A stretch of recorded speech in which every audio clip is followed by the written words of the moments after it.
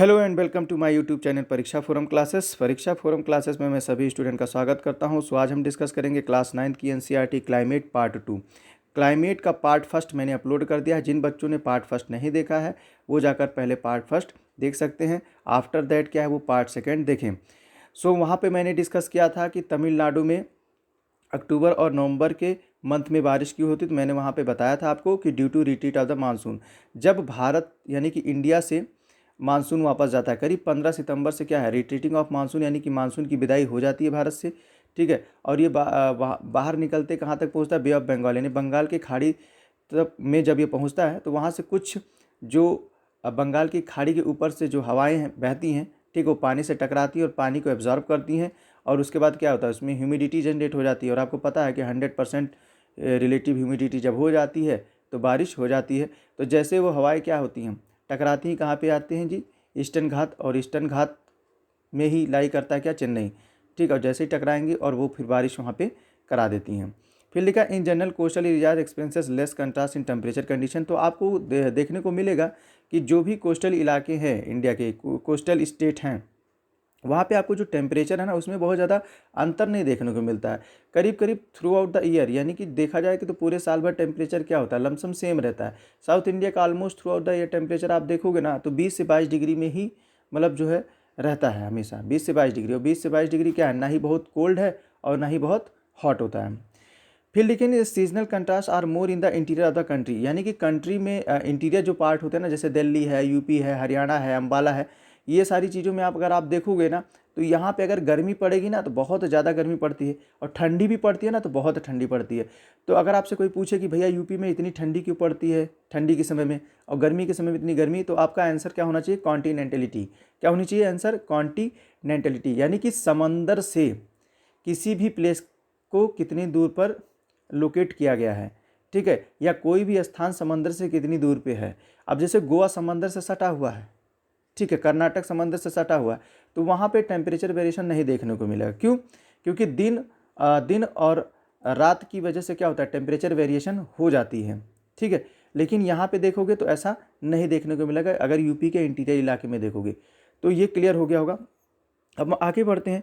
लिखा there is decrease in rainfall generally from east to west in the northern plain. तो अगर आपसे कोई कहे कि अगर नदर्न प्लेन में बारिश होती है तो ये बताइए ईस्टर्न नदर्न प्लेन के ईस्ट साइड में ज़्यादा बारिश होगी वेस्ट में, तो आपका आंसर क्या होना चाहिए, ईस्ट साइड में बारिश ज़्यादा होती है। ईस्ट साइड में बारिश ज़्यादा होती है, यानी कि पूर्व वाले क्षेत्र में बारिश ज़्यादा होती है एज कम्पेयर टू पश्चिम वाला जो क्षेत्र है, ओके। यानी कि जैसे पश्चिम में आपको देखो तो क्या मिलता है, थार डेजर्ट, जहाँ पे राजस्थान है, राजस्थान में ही लाई करता है ना थार डेजर्ट।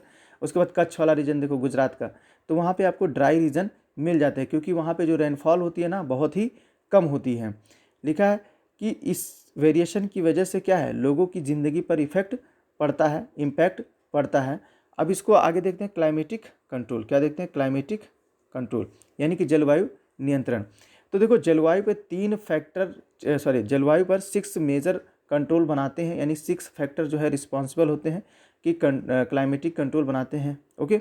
जैसे क्या है, latitude, altitude, pressure and wind system, distance from the sea जिसको हम कॉन्टिनेंटलिटी बोलते हैं, ओशियन करंट्स बोलते हैं, एंड रिलीफ फीचर्स बोलते हैं, ओके। तो लैटिट्यूड को हिंदी में बोलते हैं अक्षांश, अल्टीट्यूड को हम ऊंचाई बोलते हैं, प्रेशर एंड विंड सिस्टम को, प्रेशर मतलब क्या है, वायुदाब, और विंड सिस्टम मतलब पवन तंत्र, डिस्टेंस फ्रॉम द सी यानी कि समंदर से किसी भी स्थान की दूरी, जो मैंने बताया था ना कॉन्टिनेंटलिटी, जो आंसर बताया था ना मैंने वहाँ पे ऊपर वाले पैराग्राफ में। फिर लिखा ocean current and relief features. तो ओशियन करंट को हिंदी में बोलते हैं समुद्री जल धाराएं। तो समुद्री जलधाराएं भी 2 तरीके की होती है, एक कोल्ड ओशियन करंट होती है और हॉट ओशियन करंट होती है। ये आप 11th क्लास की ज्योग्राफी में अच्छे से इसके बारे में पूरा का पूरा चैप्टर ही डिस्कस किया गया है। रिलीफ फीचर्स को हम क्या बोलते हैं, उच्चावच बोलते हैं। क्या बोलते हैं, उच्चावच बोलते हैं, यानी कि कहीं ऊंचाई वाला स्थान, ठीक है। जैसे एग्जांपल इंडिया के केस में रिलीफ फीचर्स को कौन दर्शाता है, कौन रिफ्लेक्ट करता है, तो हिमालयन जो रेंज है, ठीक है, हिमालयन रेंज है जहाँ पे आपका ग्रेट हिमालय है, ठीक है, मिडिल हिमालय है और जो है शिवालिक। तो ये सब रिलीफ फीचर्स हैं, ठीक है। आगे चल के अभी और डिस्कस करेंगे। फिर लिखा है due to curvature of the earth the amount of solar energy receive varies according to latitudes, ठीक है। तो आपको पता है कि जब अर्थ है, क्या है, अर्थ होती है, तो आपको ये पता होना चाहिए कि ये क्या है, अर्थ है, ठीक है। और ये देखो ये लाइन होती है इक्वेटर। ये लाइन क्या होती है जी, ये आपका क्या है, इक्वेटर है, ठीक है, 0 डिग्री। और जब आप यहाँ पे जाओगे ऊपर, ये चीज़ और ये चीज़, ठीक है, तो ये 23 डिग्री क्या है, ये 23 डिग्री एंड हाफ नॉर्थ, ये ट्रॉपिक ऑफ कैंसर है, और ये 23 डिग्री एंड हाफ साउथ है, ट्रॉपिक ऑफ कैप्रिकॉन। तो जो सन होता है ऑलमोस्ट इसी के ही आसपास फिक्स है, ठीक है। तो जो सूरज की रोशनी होती है सबसे ज़्यादा इसी एरिया में कॉन्सेंट्रेट होती है, इक्वेटर, यानी कि ट्रॉपिक ऑफ कैंसर और ट्रॉपिक ऑफ कैप्रिकॉन। इसीलिए इस एरिया को हम टॉररिड जोन बोलते हैं। सबसे ज़्यादा हीट यहीं पे जनरेट होती है, ठीक है, सबसे ज़्यादा हीट यहीं पे जनरेट होती है। तो यही बता रहा है कि हीट जहाँ पे सबसे ज़्यादा जनरेट होगी वहाँ का जो टेम्परेचर होगा क्या होगा जी, गर्म होगा। और ऑब्वियस सी बात है कि उस आसपास इलाके में जो भी कंट्री होगी वो कैसी कंट्री होगी, ट्रॉपिकल कंट्री होगी, यानी कि वहाँ का जो क्लाइमेट कैसा होगा, थोड़ा गर्म होगा, ठीक है। अब आगे देखते हैं, यहाँ पे आपको मिलेगा ओशियन करंट हो गया, ठीक है।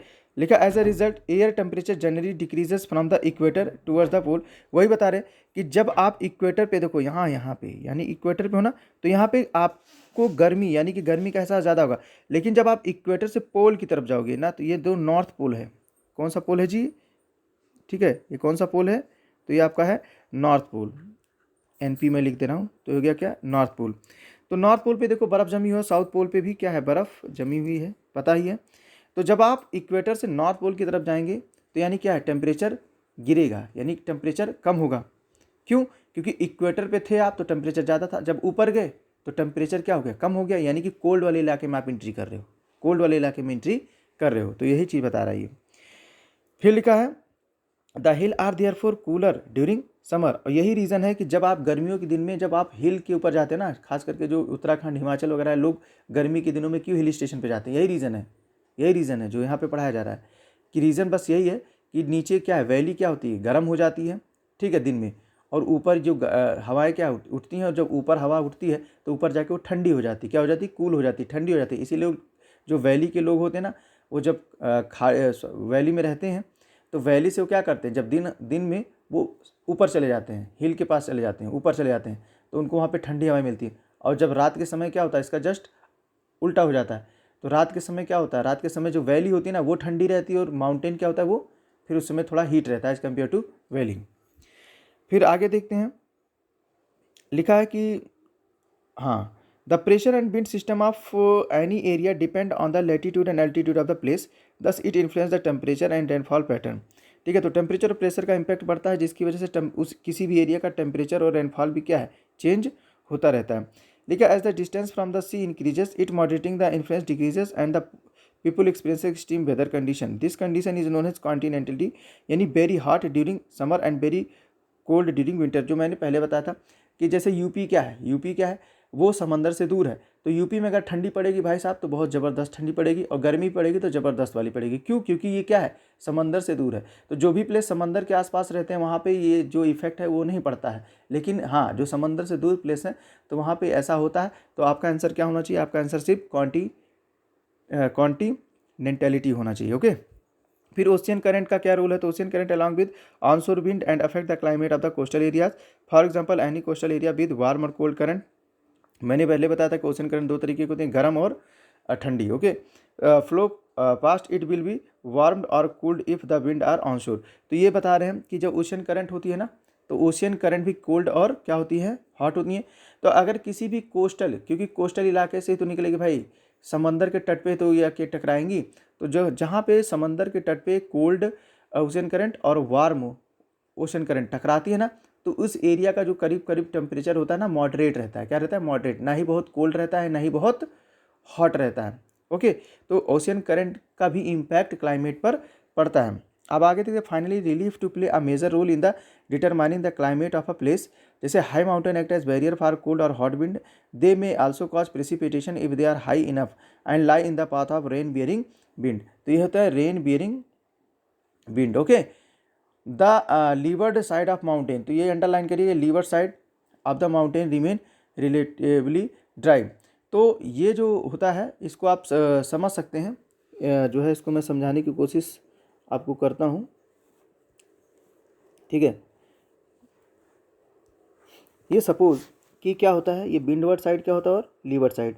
तो मैंने ये क्या बना दिया जी, ये माउंटेन बना दिया। क्या बना दिया है, माउंटेन बना दिया है। तो जब सपोज कि कोई ये है एयर, तो ये इस एयर में क्या है, ये क्या है, ये वाटर बियरिंग एयर है। क्या है, वाटर बियरिंग, यानी कि इसमें क्या है, पानी इसमें भरा हुआ है, यानी वाटर वेपर अच्छा खासा है, एवेपोरेशन अच्छी खासी है।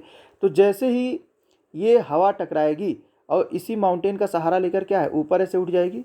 क्या है, ऊपर उठ जाएगी, ऐसे उठ जाएगी ना, और ऊपर जाके क्या करेगी जी, बादल बनाएगी। क्या है, बादल। और ये टकराएगी, फिर जब 100% रिलेटिव ह्यूमिडिटी, जब RH कितनी हो जाती है जी, 100%, तो ये क्या होता है, प्रिसिपिटेशन यानी बारिश, रेनफॉल।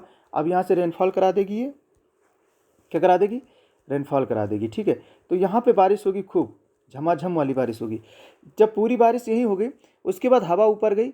ठीक है, अब वो सबसाइड करेगी, क्या करेगी, बैठेगी। क्या करेगी, अब ये बैठेगी।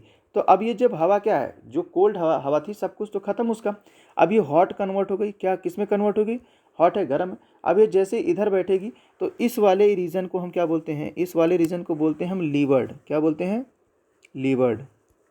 ये लीवर्ड है। क्या है, ये लीवर्ड इलाका है। ठीक है, तो लीवर्ड मतलब होता है कि वाटर यहाँ पे रेनफॉल नहीं होगी। क्या होगी, रेनफॉल नहीं होगी। तो क्रॉस बना दो, रेनफॉल यहाँ नहीं होगी। और ये है, इसको हम बोलते हैं विंडवर्ड। क्या बोलते हैं सर, विंडवर्ड। तो ये हो गया विंडवर्ड। तो यहाँ पे रेनफॉल खूब होती है। यहाँ पे रेनफॉल क्या होती है जी, ये रेनफॉल खूब होती है। अब इंडिया में देखा जाए, रेनफॉल खूब होती है इंडिया में। इसका सबसे अच्छा एग्जाम्पल कौन सा है, वेस्टर्न घाट। क्या है, वेस्टर्न घाट। तो सपोज देखो ना, जब मानसून आता है, क्या है, जब मानसून आता है तो सबसे पहले कहाँ टकराता है, वो केरला पे टकराता है, केरला वाले कोस्ट पे। और केरला भी किसका पार्ट है, वेस्टर्न घाट का ही तो पार्ट है ना। तो टकराता है, और देखो ना, वहाँ पे खूब अच्छी खासी बारिश होती है, इसलिए तो वहाँ पे ट्रॉपिकल एवरग्रीन फॉरेस्ट पाए जाते हैं ना। इसी तरीके से नॉर्थ ईस्ट इंडिया में जब हम, जैसे त्रिपुरा, मिजोरम, मेघालय, ठीक है, यहाँ भी खूब बारिश होती है। तो यहाँ भी क्या है, जो वाटर बियरिंग विंड होती है, जो बे ऑफ बंगाल से होकर गुजरती है ना, ये भी जाके टकरा जाती है वहाँ की पहाड़ियों पे, पूर्वांचल पहाड़ियाँ जो हैं वहाँ टकरा जाती है, वहाँ ब्लॉक हो जाती है। ठीक है, अब लीवर्ड इलाका है, तो यानी वेस्टर्न घाट के जो इधर रीजन वाला, विदर्भा है, तेलंगाना वाला रीजन। ठीक है, तो ये कैसा इलाका होता है, लीवर्ड। इसीलिए यहाँ पे हमेशा सूखा पड़ जाता है। तो इसीलिए यहाँ पे क्या है, किसान हमेशा परेशान रहते हैं ना। तो सबसे ज़्यादा आत्महत्या किसान यही करते हैं। क्यों, क्योंकि सूखा पड़ जाता है, तो फसल, उनकी क्रॉप फेल्यूर हो जाती है, फसल क्या होती है, उनकी बर्बाद हो जाती है। और बेचारे कर्जा वगैरह ले रहते हैं, तो चुका नहीं पाते, तो उनके पास लास्ट में ही चारा होता है, डिप्रेशन में चले जाते हैं। और उनको बाद में क्या है, सुसाइड करना भी पड़ जाता है, उनको अपनी ज़िंदगी से भी हाथ धोना पड़ जाता है। तो अब आगे हम कंटिन्यू क्या करते हैं, चैप्टर को कंटिन्यू करते हैं। तो ये आई थिंक रिलीफ समझ में आ गया होगा। लीवर्ड और रेन बियरिंग विंड, ये मैंने आपको समझा दिया। विंडवर्ड इलाका और लीवर्ड इलाका माउंटेन में बना के मैंने समझा दिया। तो आई होप वो क्लियर होगा। मैंने एग्जाम्पल भी इंडिया में दे दिया है कि कैसे होता है। सेम इसी तरीके से हिमालय भी क्या है, बे ऑफ बंगाल वाली जो ब्रांच जाती है ना मानसून की, उसको ब्लॉक कर देता है, नहीं ब्लॉक करता है। और वो भी सब जाके कहाँ बारिश करवाती है, जैसे वेस्ट बंगाल, यूपी, ठीक है, झारखंड, और उसके बाद ये हरियाणा, पंजाब। तो इसके रीजन की वजह से ही बारिश होता है। अब समझे। अब फैक्टर अफेक्टिंग इंडियाज़ क्लाइमेट, अब कौन कौन से फैक्टर हैं जो भारत की जलवायु पे क्या है, कंट्रोल इफेक्ट यानी कि प्रभाव डालते हैं। तो लैटिट्यूड आपको पता ही है, लिखा the tropic of cancer passes through the middle of the country from Rann of Kutch in the west to the Mizoram in the east. पहले चैप्टर में इंडिया साइज एंड लोकेशन का ही ये है। तो वहाँ पे आप देखोगे ट्रॉपिक ऑफ कैंसर इंडिया की 8 स्टेट से गुजरती है, गुजरात और यहाँ पे सिर्फ वेस्ट साइड में से कौन लास्ट में पड़ेगा, गुजरात। और सबसे ईस्ट में कौन पड़ता है जी, मिजोरम। ईस्ट में कौन पड़ेगा, नॉर्थ ईस्ट में मिजोरम। फिर देखते हैं lying south of tropic of cancer belong to the tropical area, all the remaining area north of the tropic lies in the subtropics, therefore India's climate has characteristic of tropical as well as subtropical climate. तो India का climate कैसा है जी, तो India का climate क्या है, एक तो मानसून टाइप का तो है। अगर मानसून टाइप का ऑप्शन नहीं आ रहा है तो आपको ट्रॉपिकल और सब ट्रॉपिकल क्लाइमेट भी आप लिख सकते हो कि इंडिया का क्लाइमेट कैसा है। तो इंडिया का क्लाइमेट सब ट्रॉपिकल एज वेल एज सब ट्रॉपिकल भी है। अब हम अल्टीट्यूड की बात करते हैं, किसकी बात करते हैं, एल्टीट्यूड की बात करते हैं, ऊंचाई की बात करते हैं। ठीक है, India's mountain to the north, north में कौन सा माउंटेन है जी, अपना हिमालय पूरी रेंज ही खड़ी पड़ी है। विच हैव एन एवरेज, जिसकी हाइट ही करीब 6000 मीटर है। India has also vast coastal area where the maximum elevation 30 metre है। तो हमेशा देखते हैं ना, जब हम पेनिनसुलर इंडिया की बात करते हैं तो वेस्टर्न घाट वेस्ट साइड में है, ईस्टर्न घाट इस साइड में है। तो देखो कि इंडिया क्या है, पूरी तरीके से वेस्टर्न साउथ इंडिया भी कवरेज ही है, ऑलमोस्ट माउंटेन से क्या है, कवर्ड है। फिर लिखा है कि the Himalayas prevent the cold wind from central Asia from entering the subcontinent. अगर हिमालय, देखो हिमालय क्या है, तो हिमालय रोकता भी तो है। एक तो सबसे पहले हिमालय मानसून वाली हवाओं को रोकता है, मानसून की हवाओं को नहीं रोकता तो बारिश ही नहीं होती, तो पहले ब्लॉक कर दिया उसको, तो ब्लॉक करके बारिश करवा लिया। और ठंडी के दिनों में, जैसे अब आजकल ठंडी पड़ रही है, ठीक है, दिसंबर का महीना चल रहा है, दिसंबर 2022 का वीडियो रिकॉर्ड कर रहा हूँ मैं। तो क्या है कि अगर ये हिमालय ब्लॉक नहीं करेगा ना, तो ब्लॉक नहीं करता तो बारिश होती ही नहीं। अगर ठंडी के समय में साइबेरिया से जो ठंडी हवाएं आती हैं ना, विंटर के समय में साइबेरिया से जो ठंडी हवाएं होती हैं, अगर हिमालय नहीं होता तो वो ठंडी हवाएं कहाँ आ जाती हैं, यूपी तक पहुँच जाती, क्योंकि नेपाल के बाद ये यूपी ही पड़ता है इधर, ठीक है, यूपी है, यूपी से फिर कहाँ, वेस्ट बंगाल, बिहार, ठीक है, धीरे धीरे झारखंड। तो ऑलमोस्ट देखा जाए कि नॉर्थ इंडिया पूरी तरीके से क्या है, साइबेरिया की जो कोल्ड एयर है ना, उससे क्या होता है, प्रभावित होता है, उसका इम्पैक्ट पड़ता ना। और ऑलमोस्ट सब कहीं क्या है, बर्फबारी अच्छी खासी होती और जीवन पे इसका इम्पैक्ट पड़ता, यानी जीवन अस्त व्यस्त हो जाता है। तो इसीलिए देखो हिमालय का कितना रोल है। फिर कह रहा है it is because of this mountain this सब experiences comparatively milder winter as compare to central Asia. तो यही देखो ना, हिमालय नहीं होता तो यहाँ पे काफ़ी ठंडी के दिनों में बहुत ज़बरदस्त वाली ठंडी पड़ती है, यानी कि आप असहनीय कह सकते हैं। सेंट्रल एशिया की ठंडी क्या होती है, बहुत ही ज़बरदस्त होती है ना। जैसे सेंट्रल एशिया की कौन कौन सी कंट्री हैं, कजाकिस्तान, किर्गिस्तान, उज्बेकिस्तान, तुर्कमेनिस्तान, ठीक है, ये सब सेंट्रल एशिया की कंट्री। यहाँ पे अच्छी खासी कड़ाके की ठंडी पड़ती है। तो वहाँ की जो हवाएं आती हैं, साइबेरिया पहुँचती है, और साइबेरिया वाली हवाएं फिर कहाँ पे ब्लॉक हो जाती है, हिमालय उनको वहीं पे रोक देता है, ठीक है। तो वहाँ यहाँ पे इंडिया में विंटर नहीं कर पाती, अगर इंडिया में इंटर करती तो बहुत ज़्यादा कड़ाके की ठंडी होती है। अब हम बात करते हैं प्रेशर एंड विंड। अब प्रेशर और विंड की बात करते हैं, ठीक है। प्रेशर मतलब क्या है, वायु दाब के बारे में बात करते हैं। प्रेशर एंड विंड, तो वायु दाब होता है। तो लिखें the climate associated weather condition in India are govern by the following atmospheric condition, pressure and surface wind. क्या है, प्रेशर एंड सरफेस विंड, ठीक है। तो प्रेशर को आप क्या बोलते हो, वायु दाब बोलते हो, क्या बोलते हो, वायु दाब। और यहाँ पे कह रहा है कि सरफेस विंड को आप हिंदी में बोलते हो धरातलीय पवने। क्या है ये, धरातलीय पवने है। दूसरा कह रहा है कि अपर एयर सर्कुलेशन, ठीक है, तो इसको हिंदी में बोला जाता है ऊपरी वायु परिसंचरण। क्या बोलते हैं इसको, ऊपरी वायु परिसंचरण। फिर लिखा है western cyclonic disturbance and tropical cyclone. तो हिंदी में इसको आप नोट कर लीजिएगा, क्या बोलते हैं, पश्चिमी चक्रवाती विक्षोभ, पश्चिमी चक्रवाती विक्षोभ एवं ट्रॉपिकल साइक्लोन का आप क्या बोलोगे, ठीक है, उष्णकटिबंधीय चक्रवात। क्या बोलोगे इसको, चक्रवात, ओके। तो प्रेशर और विंड, तो इसमें जो सबसे जो इंपॉर्टेंट पढ़ने लायक है ये वाला, ये थर्ड वाला सबसे ज़्यादा इंपॉर्टेंट है। और अपर एयर सर्कुलेशन में आपको पढ़ना है जेट स्ट्रीम। क्या पढ़ना है, जेट स्ट्रीम। तो आगे चलकर इसको हम डिस्कस करेंगे। फिर बात कर रहा है कि India lies in the region of north easterly wind. देखो ना, नॉर्थ ईस्टर्ली विंड में लाई करता है। These wind originate from the subtropical high pressure belt of the northern region, okay. तो आगे इस लेक्चर को और कंटिन्यू करेंगे, तो तब तक के लिए वीडियो आप देखिए, ओके। अगर आपको वीडियो पसंद आ रहा है तो वीडियो को क्या करिए, शेयर करिए, लाइक करिए, चैनल को सब्सक्राइब कर दीजिए, और क्या है, नोटिफिकेशन बेल को क्या है आप प्रेस कर लीजिएगा, ताकि जब जैसे ही वीडियो अपलोड होती है तो आप उससे अपडेटेड रहें और आपका लेक्चर जो है स्किप ना होने पाए। वीडियो को आप जाइए, समझिए अच्छे से। कोई भी दिक्कत होती है तो वीडियो के डिस्क्रिप्शन में हमारी Gmail ID, WhatsApp number mention रहता है, आप अपनी क्वेरी उस पर सेंड कर सकते हैं। तो आई होप आप अपना प्यार बनाकर रखेंगे। तो इसी उम्मीद से मुझे आप बिल्कुल इजाज़त दीजिए। जय हिंद।